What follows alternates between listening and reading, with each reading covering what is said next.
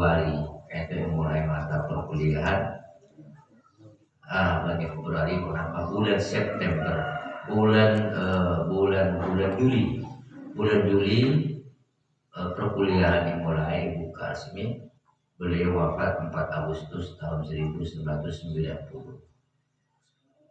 Dan luar biasanya ternyata beliau saat itu ketika beberapa kiai naklim di Mahat Ali itu, beliau minta sambungkan ke kamar beliau karena beliau sudah mundur untuk mendengarkan apa yang ditaklimkan di Mahat Ali. Bermakna beliau juga ingin mengokohkan tentang kesantrian Mahat Ali, dan dalam bahasa simbol dikatakan menumpuk ngaji. Kalau saya saja itu ngaji ke Mahat Ali, masa santri tak ngaji? Kira-kira begitu. Saya bersyukur kepada Allah Subhanahu Wa Taala. Kalau Kifabli tadi itu Kiai Sulaiman tadi tahun Petongolo berarti tahun 9 kan dari Surabaya mungkin Petongolo telok itu berangkat ke Mekah. Bapak itu ada berangkat ke Mekah. Saya itu tahun 80 baru nyampe di pondok Salafiyah Syafi'iyah Sukoharjo. Menangis 10 tahun menyaksikan, melihat ucapan-ucapan dan juga sikap perilaku dari Hadratus Syekh Marhum Kiai Hasan Syarif. Dan secara kebetulan Al-Fakir ketika Mahat Ali dibuka masuk salah satu khadam yang melayani kiai-kiai dalam kehidupan sehari-hari di pondok itu sendiri. Di antara program yang dilaksanakan itu bahwa santri ini harus melaksanakan pengabdian masyarakat berbasis pondok pesantren. Misinya seperti yang tertulis di tema ini. Pertama, ingin menularkan cinta ilmu dan cinta kitab kuning, karena kitab kuning ini merupakan warisan dari para ulama dahulu yang telah membentuk karakter para kiai-kiai di Indonesia, apakah itu Ki Hasyim Asy'ari, Syekh Khalil Bakalan, sampai saat ini terbentuk dengan cara mendalami Islam melalui kajian kitab kuning. Dan orang-orang seperti beliau itu sekarang sudah banyak langkah. Itu yang penting kita pelihara bersama.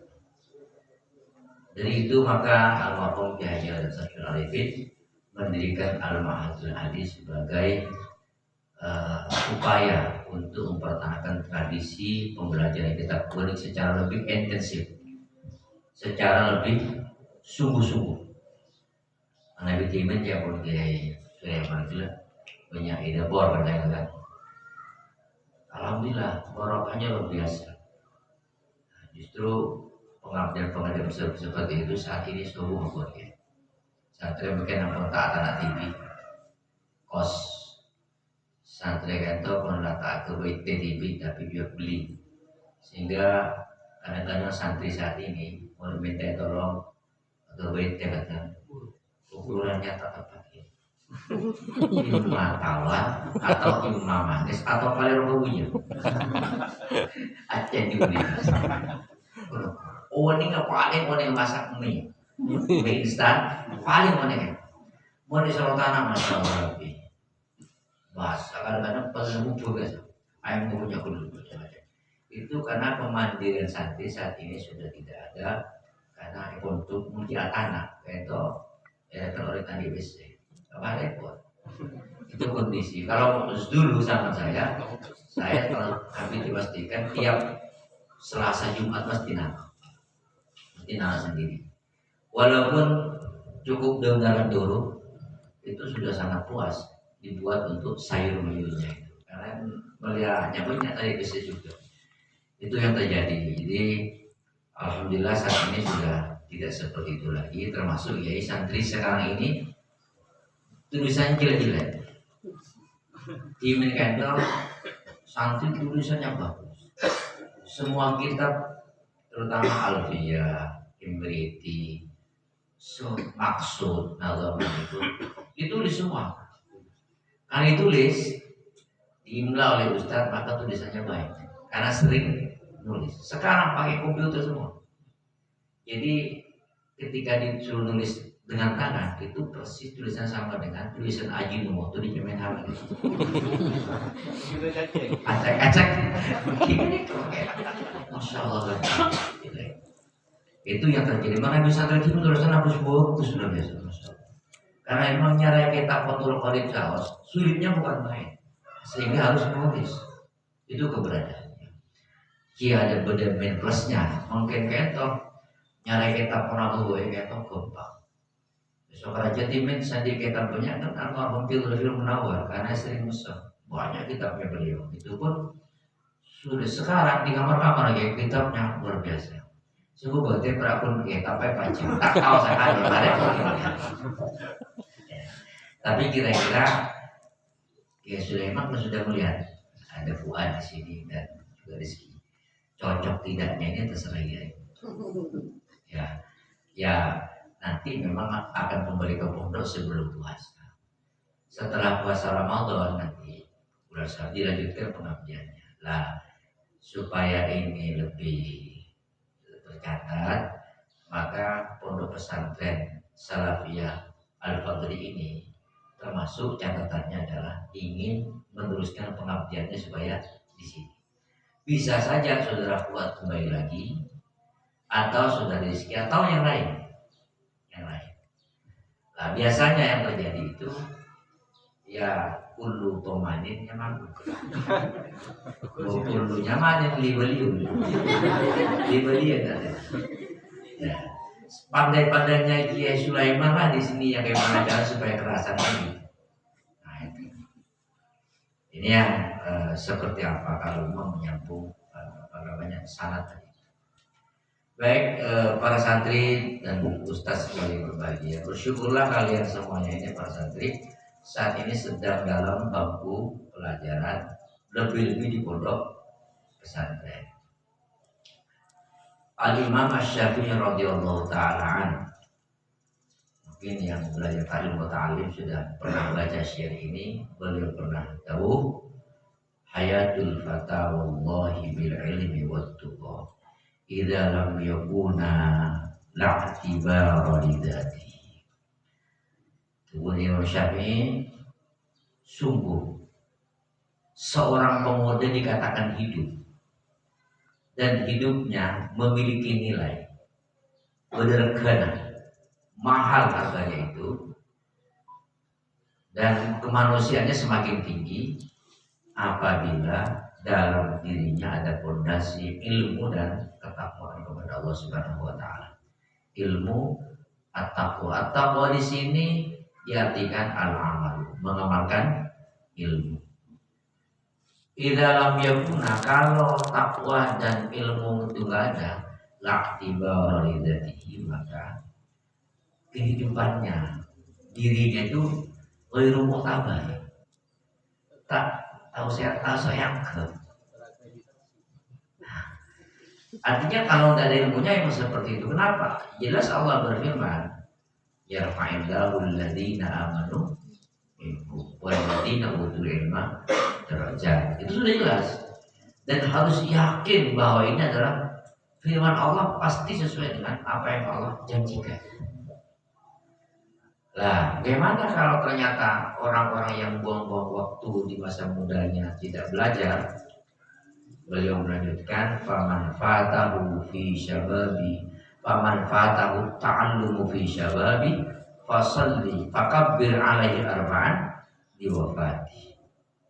Membeda anak-anak muda sama dengan ini, adik sekalian, santri juga yang putra juga, putri juga, ini masa remaja. Ternyata remajanya itu bukan digunakan untuk mencari ilmu dan belajar, maka segeralah dia ditakbiri 4 kali.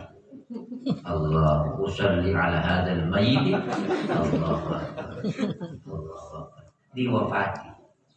Kenapa? Karena orang tidak berilmu adalah wujuduhu ka'adabi, hayatuhu wafatuhu, hidup tapi Ini motivasi Imam Asy'ari radhiyallahu taala. Dan kalau ternyata memang hidup, dia dianggap mati. Sebaliknya orang yang berilmu adalah mamatuhu hayatu. Matinya sekalipun menjadi tetap hidup. Contoh, sekarang Ki Hasan Samsul Arifin juga ada siapa waktu itu ya, ada Ki Mulfir Munawar, Mola. Saya ngaji sama ketiga-tiganya. Hari ini apa yang saya sampaikan mesti banyak jasa dari beliau-beliau. Sedikit tahu membaca karena beliau telah mengajar saya. Tidak usah saya kirim Fatihah, tapi saya bisa menyampaikan seperti ini dengan niatan yang baik untuk adik-adik semuanya. Beliau akan mendapatkan, akan tersenyum, akan mendapatkan aliran pahala. Maka beliau walaupun sudah meninggal dunia tetap seperti orang yang hidup. Kenapa? Karena jasa ilmunya. Sementara yang hidup tak ilmu, tak baca pun apa pas. Nah itu kan tidak ada harganya sama sekali. Lah inilah kita beruntung oleh Allah Subhanahu wa taala dipilih menjadi orang yang ngaji, yang senang ngaji. Kemudian para ulama berpendapat bahwa semua ilmu kan dari Allah Subhanahu wa taala. Cuman mulianya ilmu itu tergantung fungsinya, tergantung kegunaannya. Maka ulama tertentu bahwa ilmu yang paling utama dipelajari adalah ilmu yang bersandarkan kepada Al-Quran dan As-Sunnah. Termasuk di sini adalah kitab kuning. Kenapa sebabnya? Karena Al-Quran itu sumber pengetahuan untuk pertama mengenalkan manusia dengan Allah Subhanahu wa taala. Maka di Al-Quran ada sifat-sifat Allah. Siapa Allah? Misalnya qul huwallahu ahad. Kemudian diterjemahkan dalam kitab kuning, Allahu mawjudun qadimun baqi wa khalifun bil khalqi bil itlaqi wa qaimun wa terus. Itu kitab kuning. Berarti kitab kuning itu adalah kitab yang menerjemahkan isi kandungan Al-Quran. Pertama, kalau kitab tauhid untuk mengenalkan manusia kepada Allah Subhanahu wa taala. Ini dilakukan Rasulullah kurang lebih 11 tahun lebih. Selama Rasulullah ada di Madinah, Rasulullah tidak kerja lain. Materi yang disampaikan itu adalah materi akidah dan tauhid. Tidak ada kewajiban apapun yang diwajibkan Allah di Makkah. Tidak ada. Kecuali salat yang 5 waktu. Itu pun akhir-akhir. Menjelang 1 tahun sebelum hijrah beliau. Tapi selama 12 tahun apa yang diajarkan? Mengajarkan manusia, membersihkan hati manusia dari menyembah kepada selain Allah dan menyembah kepada Allah satu-satunya dengan materi akidah dan tauhid. Baru setelah mau hijrah ke Madinah itu ada kewajiban sholat. Di waktu di Madinah sudah 2 tahun baru ada kewajiban puasa, ada kewajiban zakat, kemudian tahun kelima ada kewajiban haji dan seterusnya. Sebelum itu nggak ada. Dari sini maka ilmu yang mewarisi kenabian dan kerasulan inilah yang paling utama. Nah, di situ kesimpulan pertama. Kenapa tadi itu katanya Kiasa? Nanti tanah cek tanah hidup, tapi tanah santri maksudnya berbeda. Karena baru di sabtu santri kan mungkin orang yang banyak dengar. Baru yang mana kesatan dari Penalukan, mungkin jadi pembina Resbu Bidin Lembaga Seni dan Budaya Nahdlatul Ulama. Saya tombak tuh ya buat. Karena salah menafsirkan tubuh Kiai. Hari Jumat Kiai pas membangun puskesmas perapatan ke saya. santri berbondong-bondong mau ke hutan, panggil bergedel macam antara ke alas ya, apa ke alas, amin berbadan. Oh, apa tujuannya? Mas sehat ya, oh iya. Oleh sehat, oleh kejaran, oleh rokok boleh, oleh nasi boleh. Kalau aku buat, itu kuyu bania, aja lebih jelas. Wah, om gunungku kemudian pasar keb gitu. Pas kesat terlecah, itu kuyu bania, ini besit tahu nggak? Lawan boleh cai, panggil mantan, bu ada di sana pacang kem, bahasanya pacang kem. Terus gue masih boleh beda kebun, makin makanya kemak bahasa pacang kem, asam gitu gunanya nih kan. Tapi mereka orang belum belajar bahasa. Jadi tafsir itu memang perlu buku. Dia pakai kamar, kata kamar almarhum Ustaz Ihsan Saleh ya. Oh, juga, pangabora. Nggak pokoknya. Pakai santai, tunggu lagi ya, sepacang kengnya. Bermacam tanda. Jadi ya maksud teman dipacang keng aja deh.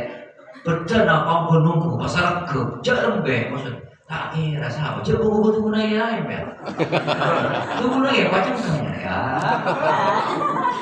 Pada cek taman ni cek taman ni baru rumah satu sih taman. Jadi pas kalau landuk kemudian digali mungkin 2-3 meter pas ya taman sadar masa boleh nggak gini kok jalan lah.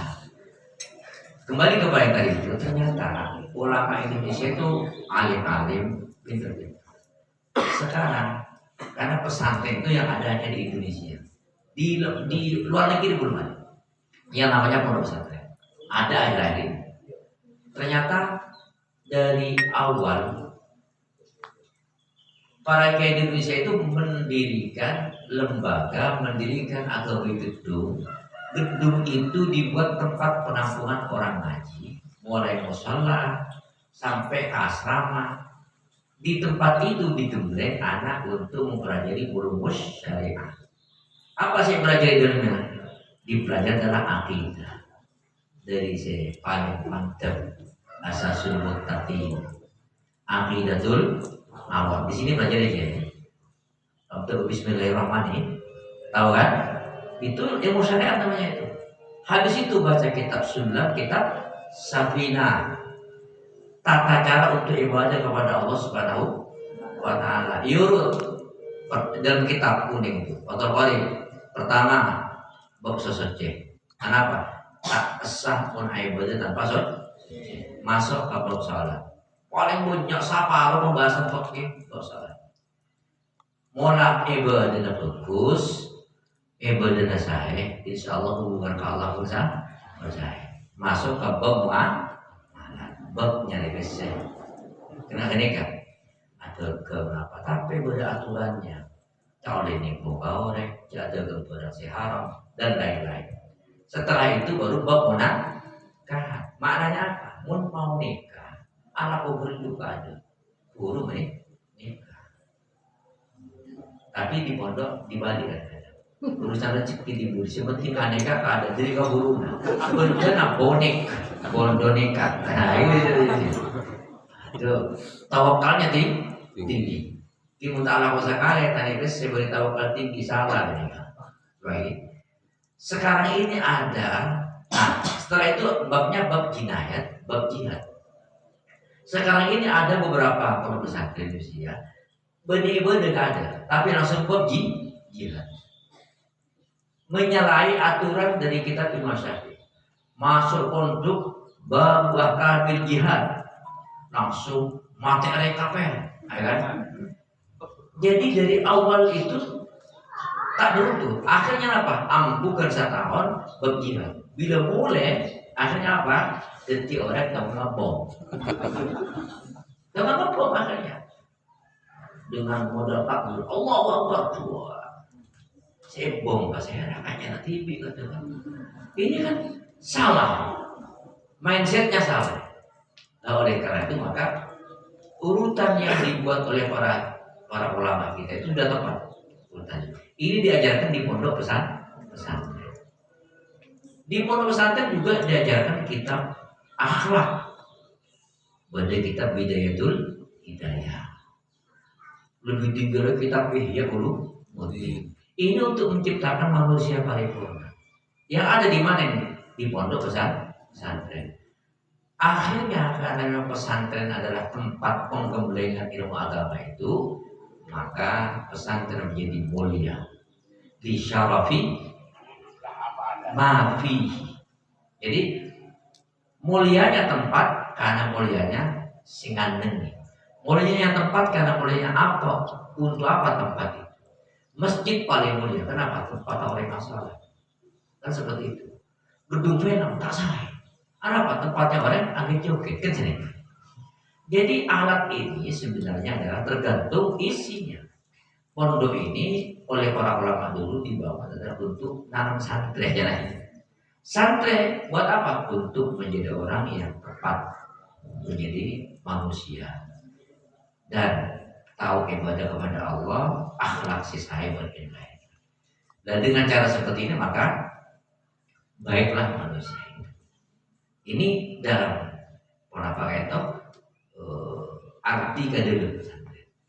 Lihat ternyata perkembangan yang begitu, perkembangannya kiai pesantren yang menjebolkan Kiai Hasyim Asy'ari, Kiai Khalil Bangkalan, Kiai Hasan Samsul Ali bin, kemudian Kiai Samsul Ali bin Raja Zaini Munim, kemudian Kiai Khalil Sudagiri Banyak, ternyata itu orang-orang pesantren.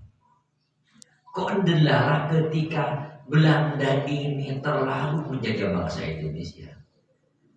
Ternyata sepakat dan berangkat dari satu ajaran bersama yang melahirkan satu kesimpulan bahwa mendirikan negara sendiri dan mengusir penjajah Belanda adalah merupakan satu tugas agama.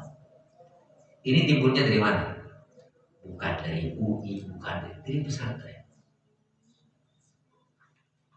Akhirnya Kiai Hasyim Asy'ari mengeluarkan sebuah resolusi jihad. Setelah musyawarah kiai pesantren semuanya, Jawa dan Madura, keluarlah perintah untuk mempertahankan kemerdekaan. Satu. Di saat Indonesia ini galau, Arto bingung. Kenapa bingung? Karena Pancasila ini tidak mau diterima oleh orang. Kiai Madura banyak orang. Akhirnya beberapa kiai yang dimodal Kiai Samsul Arifin datang ke Pak Harto menanyakan apa maksud dan tujuannya. Oh ternyata tujuannya bukan untuk dijadikan agama. Akhirnya NU yang menerima asas tunggal baca Sabak dan Jasa Warancip. Damai negara ini. Ini dari mana? Kiai-kiai itu nggak pernah belajar macam-macam. Dia belajar kitab kuning. Lah ilmu kitab kuningan itu terlalu banyak berjasa kepada negara. Nah di situ. Maka kiai itu setelah selesai berperang pulang ke rumahnya masing-masing. Kiai Simola kemudian pun tetap minta jabatan presiden, minta jasanya kan.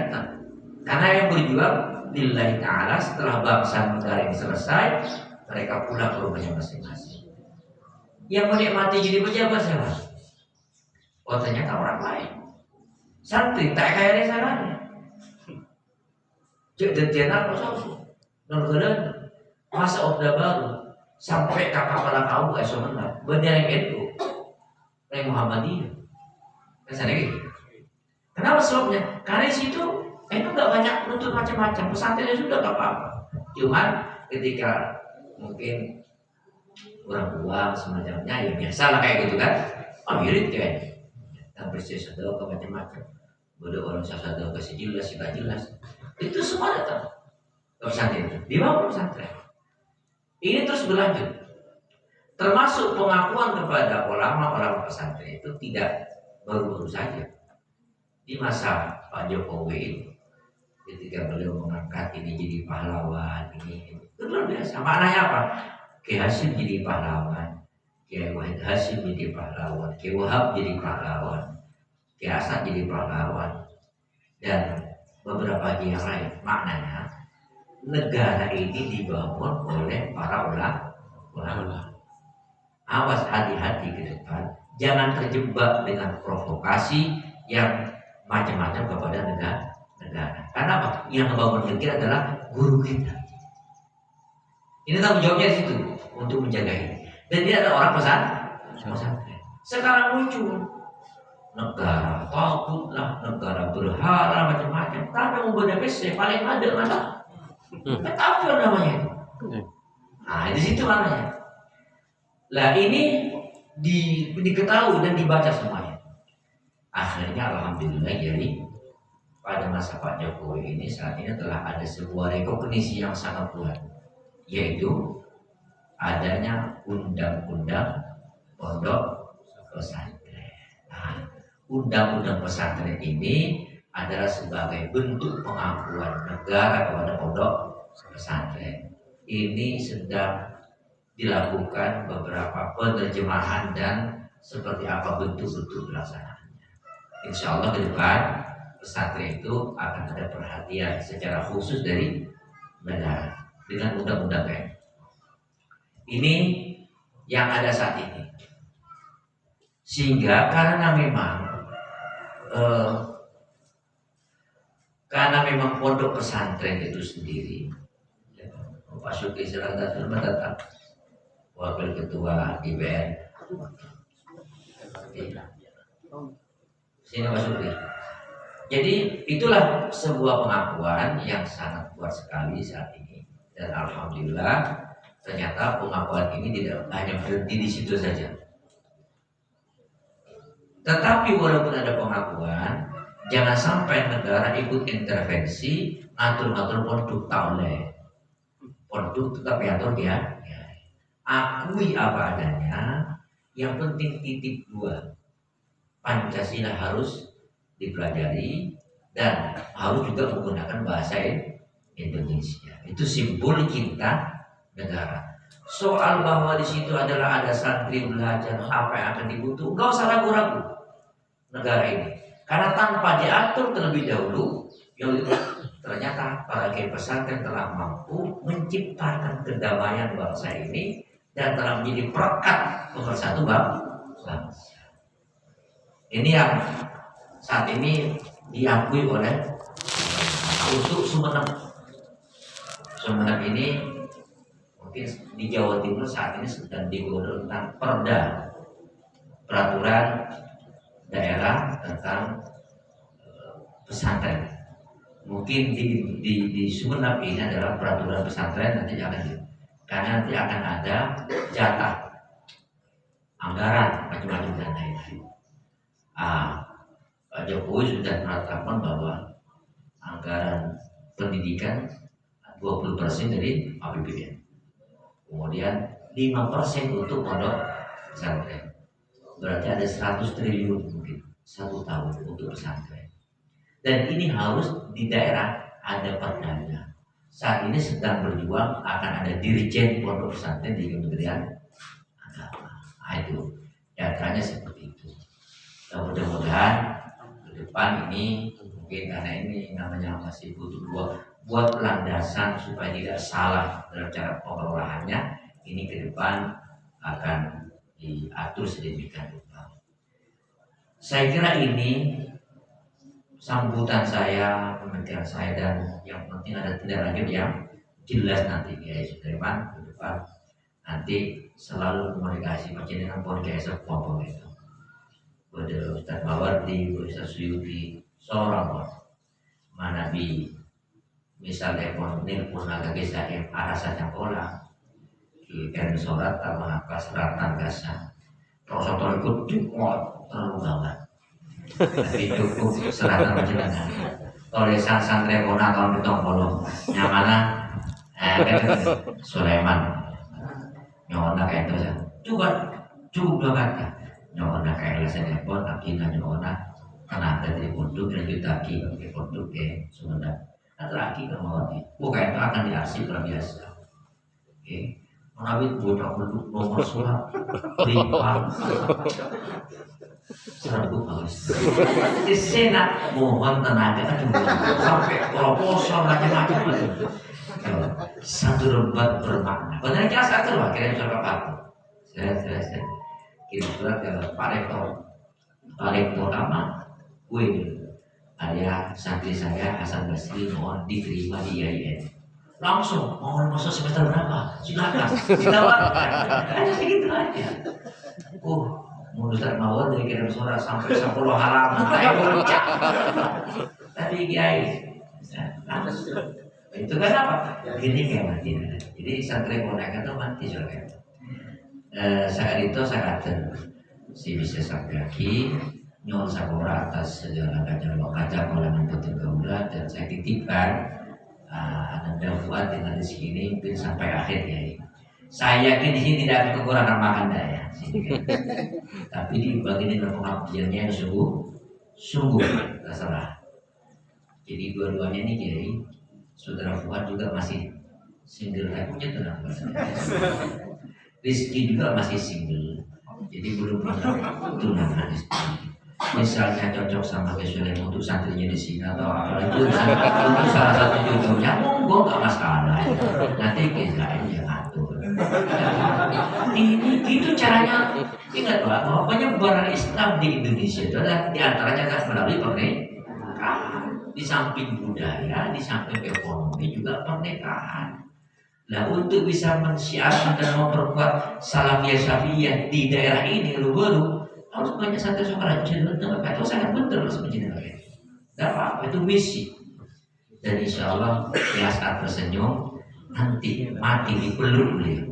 Amin. Amin Allahumma. Amin. Sekali itu yang sapura. Bismillahirrahmanirrahim. Alhamdulillahirabbil alamin. Wassallallahu ala sayyidina Muhammadin wa ala alihi wa sahbihi wasallam.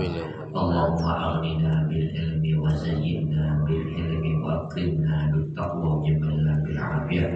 Allahumma aghnina bil ilmi wa zayyinna bil ilmi wa akrimna bit taqwa wa jamilna bil afiyah. Allahumma aghnina bil ilmi wa zayyinna bil ilmi wa akrimna bit taqwa wa jamilna bil afiyah. Birahmatika ya arhamar rahimin. Wa sallallahu ala khairi khalqi sayyidina Muhammadin wa alihi wasallam walhamdulillahi rabbil alamin. Al-Fatihah. A'udzu billahi minasyaitonir